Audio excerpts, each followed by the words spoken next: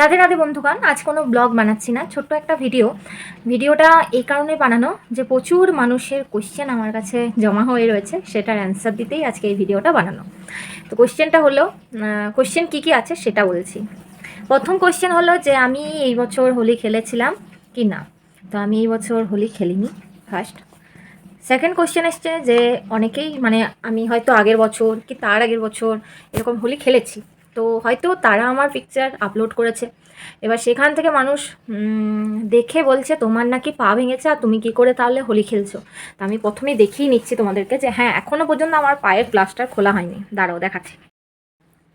এই যে তোমরা নিশ্চয়ই দেখতেই পাচ্ছ যে আমার পায়ে প্লাস্টার করাই রয়েছে, এখনও পর্যন্ত আমার পায়ের প্লাস্টারটা খোলা হয়নি। তোমরা নিশ্চয়ই দেখে বুঝতেই পারছো যে প্লাস্টারটা কত পুরনো হয়ে আছে। হ্যাঁ, পাটা ঠিক হচ্ছে না, সেই কারণের জন্যই প্লাস্টারটা ডাক্তার খুলছে না। যখন হয়তো পাটা ঠিক হয়ে যাবে তখন প্লাস্টারটা খুলে দেওয়া হবে। তো এটা দেখে নিশ্চয়ই বুঝতে পেরেই গেছো যে আমি এই বছর হোলি খেলিনি।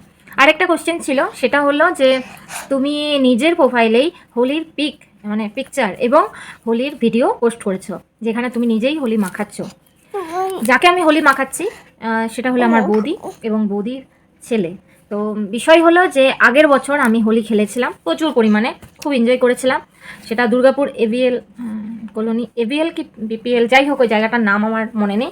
ওই জায়গাতে আমি খেলতে গেছিলাম, তো প্রচুর এনজয় করেছিলাম এবং সেই ভিডিও আমার কাছে ছিল।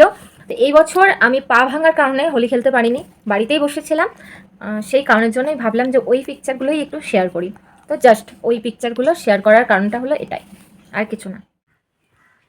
আরেকটা প্রশ্ন আমার কাছে বারবার আসছে, সেটা হলো দিদিভাই তুমি এখন কোথায় রয়েছো। তা আমি এখন আমার বাবার বাড়িতেই রয়েছি।